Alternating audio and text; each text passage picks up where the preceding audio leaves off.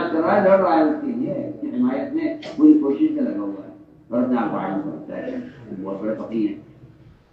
جب اپنی فقاہت سے ایسی چیزوں کے جواز کے دلائل تلاش کریں، اپنی فقاہت سے ان چیزوں کے دلائل، ان چیزوں کے حلال ہونے کے دلائل تلاش کرتے ہیں جس سے معاشرہ برباد ہوتا ہم سے نظر آ رہا ہے۔ نبی موجود ہیں، شراب حلال ہے، سب چیزیں ہیں۔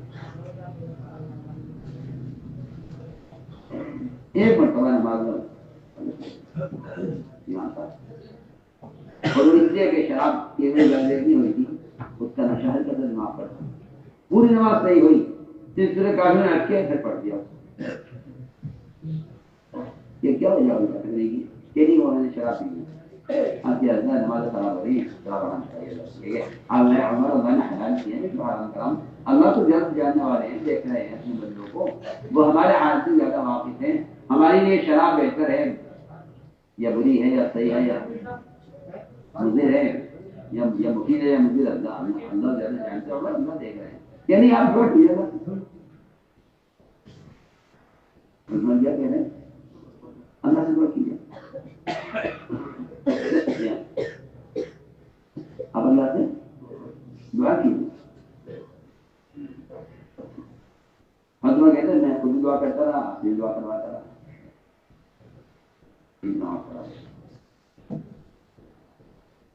اللہ تعالیٰ نے تمہیں کی دعا پر شراب کو حرام کر دیا،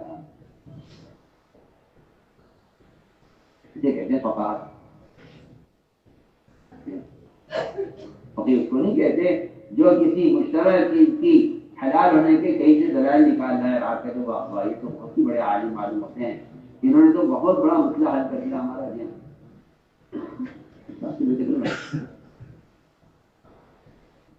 کیونکہ لوگ منکرات کی طرف مائل ہیں، اس لیے وہ ایسے لوگوں کو زیادہ اچھا سمجھتے ہیں جن کے ہاں غلط چیزوں کی گنجائش نکل آتی ہے۔ وہ سمجھتے ہیں بھائی یہ آدمی بہت اچھا ہے، یعنی میں کیا کروں، ایسے لوگوں کو لوگ معتدل مزاج کہتے ہیں کہ معتدل مزاج۔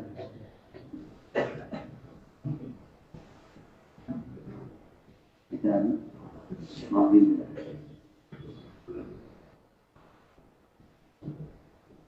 آدمی کو لوگ معتدل مزاج کہتے ہیں کہ مزاج میں اعتدال کوئی اچھا نہیں۔ سوچیے غور کیجیے،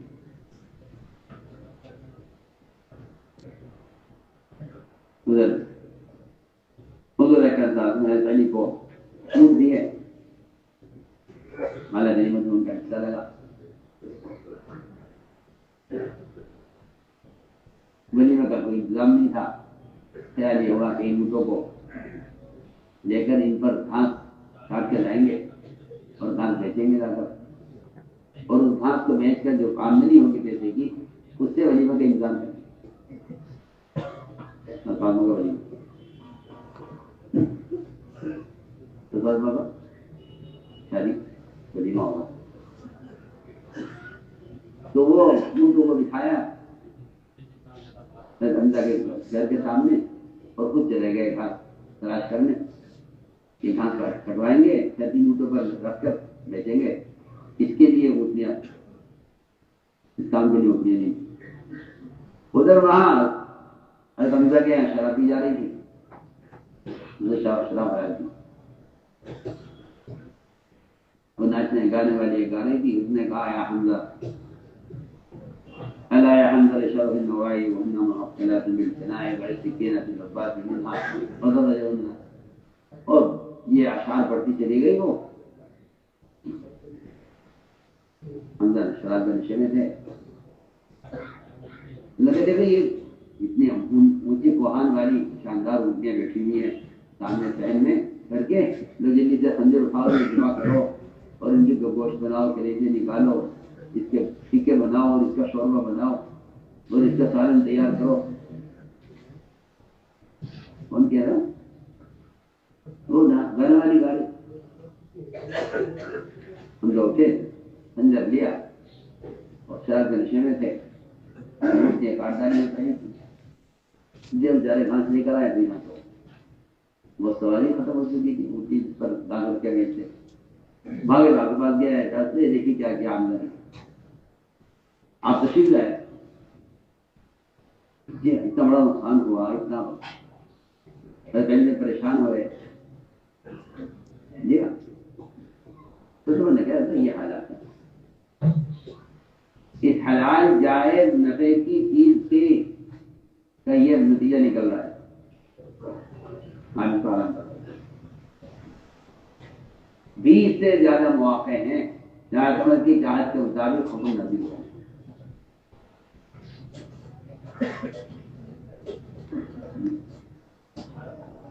میں آپ کہنا چاہتا کہ فقیر کی جگہ فقیر اس کو کہتے ہیں جو حلال جائز نفع کی وہ چیز جس کے لوگ عادی ہو گئے ہیں اس کو چھوڑ نہیں سکتے، کیونکہ زمانے کا حادثہ یہ ہے، المیہ یہ ہے زمانے کا کہ منکرات کو مختلف ہی بنا دیا گیا،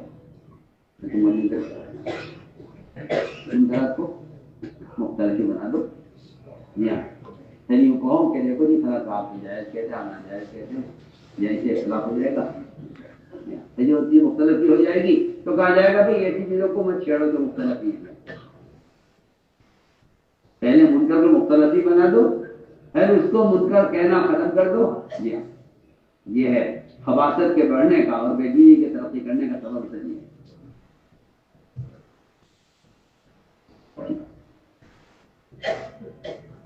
بات اصل یہ ہے کہ جو منکر جتنا عام ہو جائے اس منکر کو روکنے کی شدت اتنی بڑھ جانی چاہیے، اور اس زمانے میں ایسے احمق قسم کے لوگ تیار ہو رہے ہیں جن کا خیال یہ ہے کہ جو گناہ بہت عام ہو جائے کوشش کرو کہ وہ گناہ کی فہرست کی حصہ نکل جائے، کوئی دلیل مل جائے کہ یہ گناہ نہ رہے تاکہ لوگ مبتلا نہ ہوں۔ عجیب حماقت کی سوچ ہے، عجیب حماقت ہے، فقاہت تو ختم ہو گئی، حماقت آ گئی ہے۔ حماقت یہ حماقت یہ ہے کہ جو منکر مسلمانوں میں عام ہو جائے یا مسلمان اس کے عادی ہو جائیں یا اس کی ضرورت شدیدہ پیش آ جائے تو ایسے منکر کو معروفات میں شامل کرنے کے لیے دلائل تلاش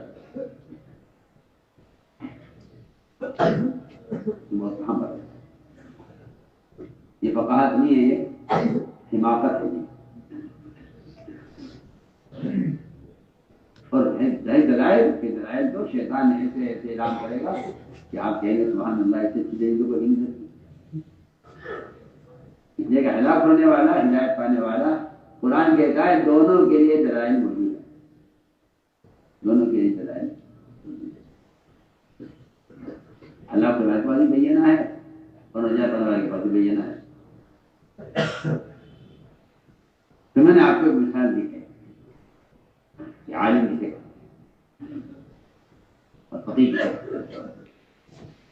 حکومت کی فقاہت ہے یہ کہ عمر رضی اللہ تعالیٰ عنہ نے یہ کہ بات ختم نہیں کر دی کہ بھائی امام کو نماز کو پڑھا دیا کرے جو شراب نہ پیتا ہو، یا جو امام صاحب شراب نہ پی، شراب پینے کو نہیں سوال ہے جائز ہی ہے، وقت تو واجب تو ہے نہیں شراب پینا، امام صاحب نہ پیے شراب، ایسے آدمی کو امام بنا جو شراب کا عادی نہ ہو، واجب ختم ہو جائے۔ نہیں، جس چیز کو جو چیز امام کو قرآن کھلا رہی ہے بس یہ ختم ہونی چاہیے، یہ چیز ختم ہونی چاہیے، آرام ہونی چاہیے۔ اس لیے ہم نے یاد کیا کہ علم حاصل ہوتا ہے وہ تو صرف تقوی سے حاصل ہوتا ہے، صرف تقوی سے حاصل۔ میں اتق اللہ تکن عالم الناس، تقوی اختیار کر لو تم سب سے بڑے عالم ہو جاؤ گے، یہ اختیار کرو، تقوی اختیار کر لو تم سب سے بڑے عالم ہو جاؤ گے، میں اتق اللہ تکن عالم الناس، تقوی اختیار کر لو سب سے بڑے عالم ہو جاؤ گے۔ اس لیے پہلی بنیادی بات یہ کہ علم تو تعلق میں اللہ سے حاصل ہوتا ہے، اس لیے قرآن نے علم کو تقوی کے ساتھ جوڑا، اس میں سب سے پہلی شرط ہے، پہلی شرط یہ ہے کہ جس طرح عبادت کے لیے طہارت شرط ہے اس طرح علم کے لیے بھی طہارت شرط ہے، علم کے لیے شرط ہے وہ بھی بنا کیا طہارت ہے کہ علم کے حاصل کرنے کے لیے اپنی غذا کو پاکیزہ بناؤ، سب سے پہلے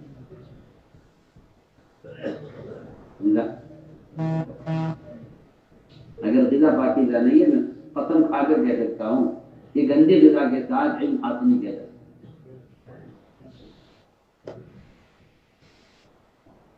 علم عمل کے لیے، علم عمل کے لیے۔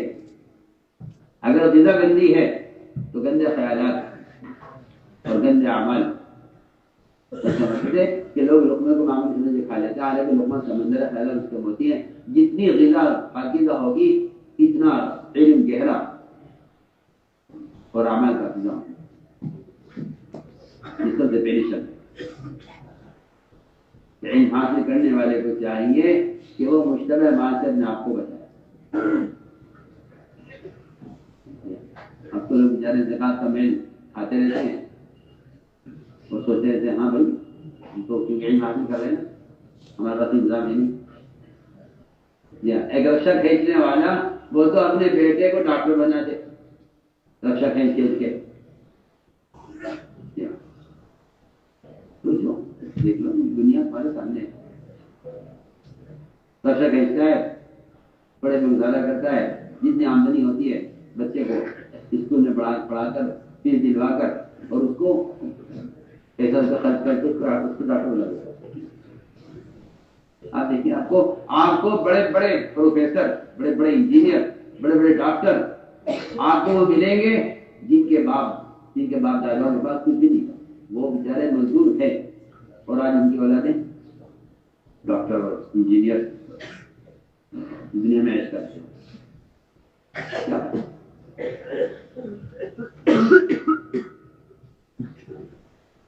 اس سارے کاموں کے لیے مال کا انتظام کرتے ہیں اور علم کا نمبر آتا ہے تو ہمیں کوئی کھلا دے علم تو ہم علم حاصل کرتے ہیں۔ یہاں تو میری شرط ہے کہ علم کے حاصل کرنے میں مال کے میل سے بچو۔ علم حاصل کرنے میں مال کے میل سے ناپ کو بچاؤ۔ زکات مال کا میل ہمارے یہاں فرماتے ہیں یہ برتن میں کھانا پکایا جاتا ہے، کچھ کھانا پتیلی کی جل جاتا ہے، اگر اس کو کھرد کر صاف نہیں کیا جائے تو سارے کھانے کو خراب کر دیتا ہے۔ میں کہ اس کو تو کھرد کے نکالا جاتا ہے اور جس کا کھانا ہوتا ہے، جس کا برتن ہوتا ہے اس کو استعمال نہیں کرتا، وہ کام بھی نہیں ہوتی اور فقراء کے حوالے کر دیا۔ فرمایا کہ زکات یہ تو برتن کی کھرچن ہے۔ بتائیے کیا اس کھرچن کو کوئی صاحب انسان استعمال کر سکتا ہے؟ جو خود کھاتا پیتا آدمی ہو، جو خود کھاتا پیتا آدمی ہو، مالدار ہو، کیا وہ کھرچن کو استعمال کرے گا؟ خود آسان نہیں کرے گا۔ میں نے زکات مال کی کھرچن ہے، اس کو آدمی الگ کر دیتا ہے کہ اگر اس کو نہیں کھرچا گیا تو یہ جلا ہوا کھانا سارے کھانے کو خراب کر دے گا۔ اس زمانے میں زکات نکالی جاتی ہے تاکہ مال پاک ہو جائے۔ میں نے عرض کیا کہ پہلی شرط یہ ہے علم حاصل کرنے میں کہ اس کی غذا پاکیزہ، غذا پہلی شرط عالم کی غذا پاکیزہ ہو جائے۔ امام بخاری کے والد کے انتقال ہوا تو انتقال سے پہلے 25,000 درہم دیے امام بخاری، اور یہ فرمایا کہ تم یہ مال لے لو اور یہ بالکل حلال مال ہے، اس میں ایک پیسہ بھی شبہ کا نہیں، اس مال کو تم خرچ کرنا علم حاصل کرنا، اس مال کو خرچ کرنا علم حاصل کرنا۔ بخاری نے ایک شخص کو پکڑا جو ان کے ذرا اعتماد کا تھا، پیسے دیے، کیا کہ جاؤ تم سے تجارت کر لو، نفع حلال ہے، میں نے تمہاری تاکہ میں علم سے فائدہ لوں، دیکھیے پڑھنے کے ساتھ تجارت ذہن الجھا رہے گا، کیونکہ پوری طرح طالب علم پوری طرح اپنے آپ کو علم کے حوالے کر دیتا ہے، تب تھوڑا سا علم حاصل ہوگا۔ تجارت کر لو، اس سے نفع حلال ہے، محنت تمہاری ہوگی، مال ہمارا ہوگا، وہ کہتے رہے گی بات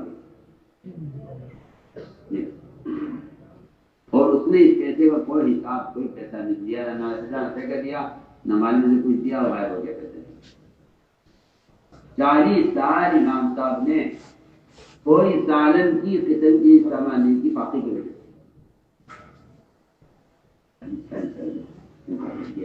لیکن 40 سال طرح بتا رہے ہیں کہ سالن کی کوئی قسم یا گھی کی کوئی قسم امام صاحب نے سامان نہیں، یعنی کہ دنیا میں میرا بڑی نہیں فاقہ تنگی،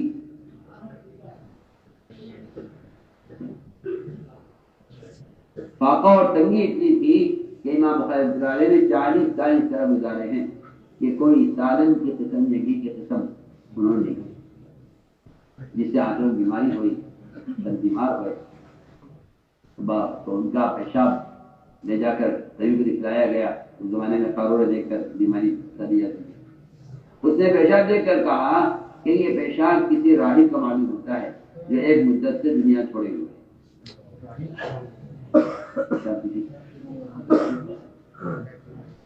جس کو ایک مدت ہوگی دنیا چھوڑے ہوئے کسی راہب کا پیشاب معلوم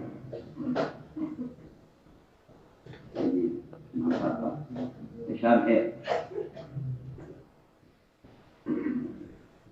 اس نے کسی نے کہا امام صاحب سے کہ آپ کے بچے جو بھاگا ہے وہ فلاں شہر میں ہے اور وہاں کا حاکم آپ کو بہت مانتا ہے، آپ ایک پرچہ حاکم کو لکھ دیں کہ میرے پیسے دلوا دو، اس سے وہ آپ بہت بات مانتا ہے، آپ ایک پرچہ لکھ دو حاکم کو، وہ فوراً آپ کے پیسے سے لے کر آپ کے حوالے کر دے گا۔ امام صاحب نے کہا کہ میں ان حکام سے دور رہنا چاہتا ہوں، اس جگہ حکام ایسے ہیں کہ اگر آج اس نے مجھ پر کوئی احسان کر دیا تو کل کو مجھ سے وہ کوئی غلط مطالبہ کرے گا شریعت کے خلاف۔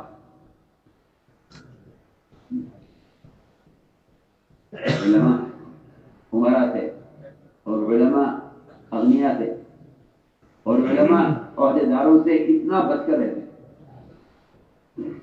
کہ اگر آج میں اس کو آج میرا کوئی کام کر دے تو کل نسل میں کوئی کام کروائے گا، مجھ سے کہے گا کہ یہ فیصلہ کرو اور یہ فتویٰ دو اور ہم اس طرح کہہ رہے ہیں اس طرح کرو، یعنی میں ان کا احسان سے نہیں جاتا۔ 25,000 درہم جاتے ہیں جانے دو، لیکن میں کسی عہدے دار سے جا کے یہ کہوں کیا میرے پیسے دلوا دو، میں ان اغنیا کا اور ان عہدے داروں کا اپنے اوپر کوئی احسان لینا نہیں چاہتا۔ آج میرے کام آئیں گے تو کل مجھ سے 2 کام غلط کروائیں گے، لہٰذا مجھے ضرورت نہیں ہے آپ حاکم کے پاس جانے کی، پیسے وہ خود سے لائے گا تو لے آئے گا، لیکن طالب علم ہوتا ہے وہ طالب مال نہیں ہوتا، طالب مال تو ہوتا ہے یہ دنیا چاہتا ہے، عالم ہوتا ہے جو آخرت چاہتا ہے، جو آخرت چاہتا ہے وہ طالب علم ہوتا ہے، لیکن آخرت کا تعلق عمل سے ہے۔ طالب علم طالب عمل کو کہتے ہیں، اگر طالب علم طالب عمل نہیں ہے تو وہ فن سیکھ رہا ہے علم کے ذریعے تاکہ اس کے ذریعے سے پیسہ کمائے اور وہ مدنی بن جائے، اس سے زیادہ اس کے ارادے نہیں۔ استعداد اس لیے پیدا کرنا کہ کل کو میں کہیں میرا تقرر ہو جائے، یہ کوئی غرض نہیں ہے علم جب علم معاش کے لیے ہوتا ہے تو آدمی علم قدر حاصل کرتا ہے، اور جب علم معاش کے لیے ہوتا ہے تو صحیح ایک فن ہے کہ یہ فن حاصل کر لے گا اور پھر اس فن کے ذریعے سے پیسہ کما لے گا، بات ختم ہو جائے گی، آخر اس کو جو ہے مقصود ہی نہیں ہوگی۔ اس لیے فرمایا کہ پہلی بنیادی شرط علم کے لیے حلال روزی کی ہے، علم حاصل کرو حلال روزی،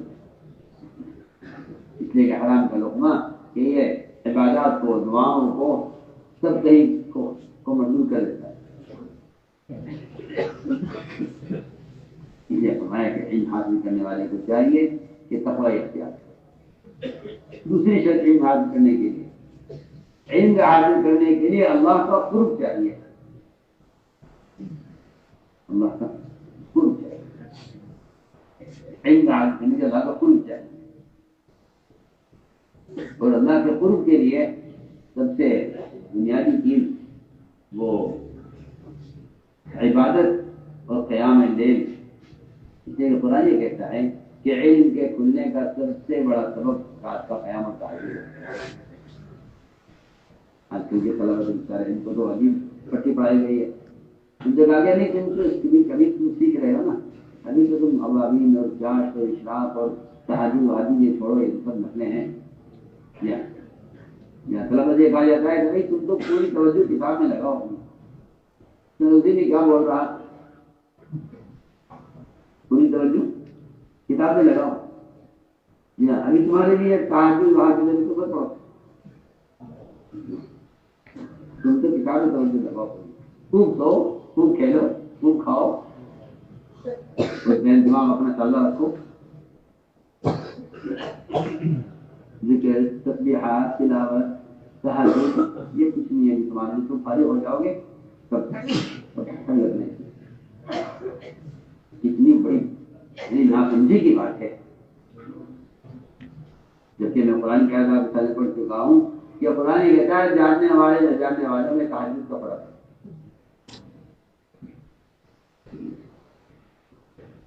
لیکن قرآن یہ کہتا ہے کہ رات کا قیام اور تہجد اس سے زیادہ علم کو کھولنے والا کوئی اور ذریعہ نہیں.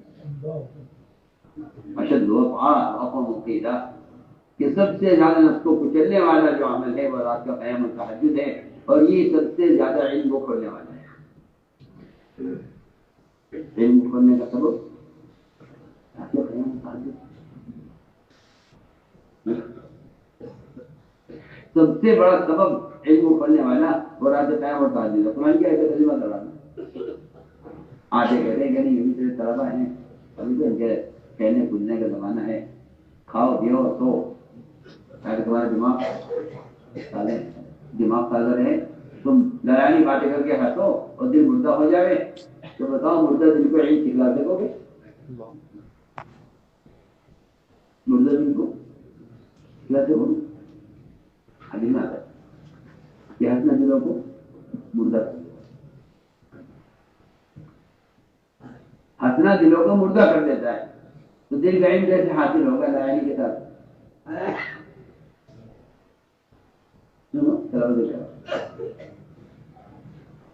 جی ہاں, ایسے بیوقوف ملے گے تو بات طلبہ آپ کو کہ وہ ظہر کی سنتیں چھوڑ دیں گے کتاب کی وجہ سے. تمہیں کیا ہوا کہ وہ کتاب دیکھیں گے نا اتار کے اور سنتیں چھوڑ کے کتاب نہیں کرتے. جو علم عمل کے لیے تھا اس علم کے لیے عمل کو چھوڑ دیا. بتائیے کیا بولے, جو علم کے لیے تھا عمل کے لیے تھا اس علم کے لیے عمل چھوڑ دیا. تلاوت نہ سنت نہ اوابین نہ تہجد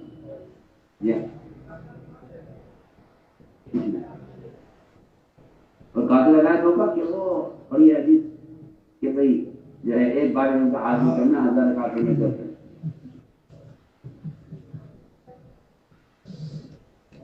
حالانکہ اس روایت کا مطلب یہ تھا کہ وہ جاہل عابد جو نماز کے طریقے تھے اور نماز کے فرائض سے واقف نہیں ہے, اس کے لیے بہتر یہ ہے کہ وہ 1000 رکعتیں جہالت سے پڑھے. بہتر یہ ہے کہ وہ اس کا علم حاصل کرتے ہیں. یہ مطلب ہے. اس سے جاہل عابد مراد ہے.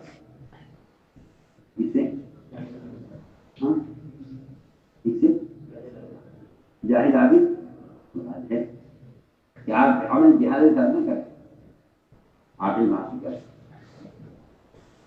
یہ مطلب کہیں تک بھی نہیں ہے کہ آپ کو جو انصاف پڑھنا ہے علم کا, اس لیے آپ نوابی چھوڑیے آپ کی کتابوں کی کتابیں پڑھیے. مطلب نہیں, کیونکہ آپ نے وہ عمل ہی چھوڑ دیا جس سے علم کھلتا. آپ نے وہ راستے ہی چھوڑ دیا, عمل چھوڑ دیا جس سے آپ اللہ کے قریب ہو جاتے. اسے لایا باتیں دلوں کو مردہ کر دیتی ہیں. حدیث میں آتا ہے کہ ہنسنا دلوں کو مردہ کر دیتا ہے. زیادہ ہنسنا تو دلوں کو مردہ کر دیتا ہے, اور بالکل نہ ہنسنا اخلاق کو مردہ کر دیتا ہے. جو آدمی بالکل نہ ہنسے اس کے اخلاق مردہ ہے, اور جو زیادہ ہنستا ہو اس کا دل مردہ ہے.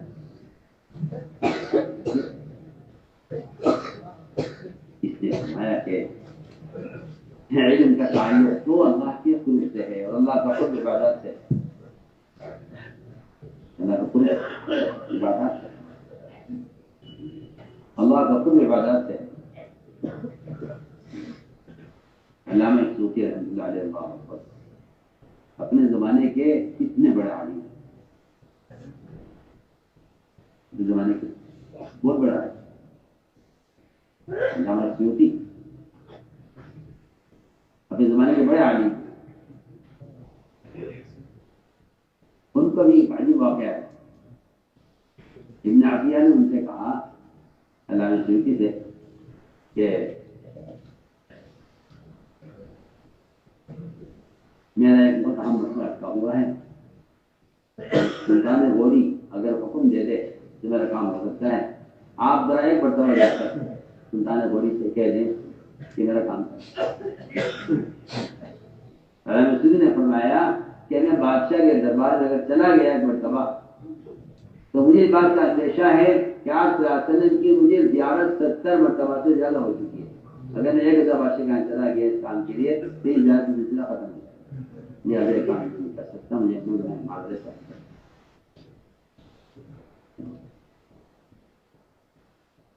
اتنا اللہ کا قرب ہوتا تھا کہ وہ بادشاہوں کے دربار میں جاتے تھے، ان بات سے گھبراتے تھے کہ پھر یہ سعادت اور یہ زیارت کا سلسلہ ختم ہو جائے گا۔ سفیان نے انتقال ہوا تو ان کے ایک شاگرد نے ان کو خواب میں دیکھا اور پوچھا کہ آپ کو اتنا علم، اتنی آپ نے صفات کی، اتنی تعریفات کی، اتنا آپ کا علم تھا، آپ کو اس سارے علم پر کیا ملا؟ مرنے کے بعد کہنے لگے کہ میں نے مرنے کے بعد وہاں جو پایا سوائے تہجد کی 2 مختصر رکعتوں کے علاوہ مجھے کچھ نہیں ملا۔ تہجد کی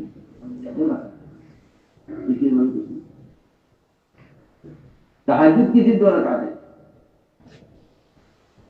یہ ساری عبادتیں اور سارے مستدلات اور ساری ہماری معلومات وہاں آنکھ بند ہوتے سب ختم ہو گئی۔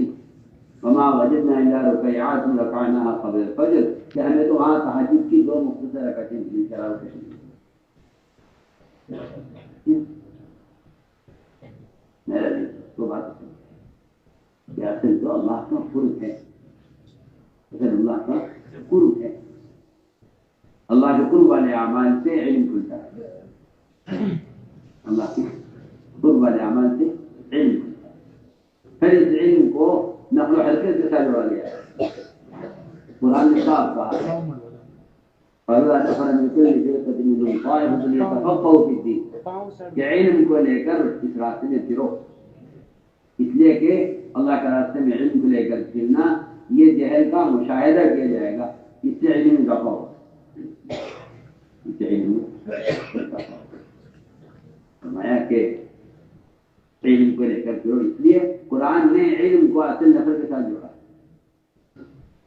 جس طرح بادلوں کی نقل و حرکت بنجر علاقوں کو سیراب کرنے کے لیے ہوتی ہے، اس طرح علماء کی نقل و حرکت وہ بنجر علاقے جو علم سے جاہل ہیں ان تک علم کو پہنچانے کے لیے ہوتی ہے۔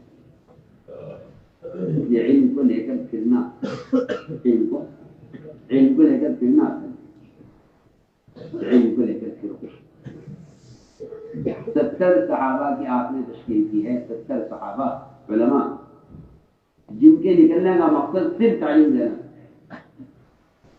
ان کے پاس نہیں، ان 70 علماء کو شہید کیا گیا ایک ساتھ ایک وقت میں، لیکن آپ نے ان کو بھیجا مدینے سے باہر کہ جو علم کو لے کر ایک سال کی مدد مانگی علماء نے، یعنی 1 سال کا موقع دیجیے، جہاں جہاں علم پہنچا، جہاں جہاں اسلام پہنچا، علم پہنچا، وہاں علم پہنچا۔ اسی میں تو اصل علم کو لے کر پھرنا ہے، علم کو لے کر پھرنا ہے کہ علم کو لے کر پھرو، اس سے امت کے جہل کا علماء میں احساس پیدا ہوگا، امت کے جہل کا احساس پیدا ہوگا۔ جس طرح ڈاکٹر مریضوں کے درمیان بیٹھ کر ان میں رہ کر ان کے حالات کو دیکھ کر اسے دواؤں کا استحصال ہوتا ہے، اس طرح جاہلوں کے درمیان رہ کر ان کے علاج کا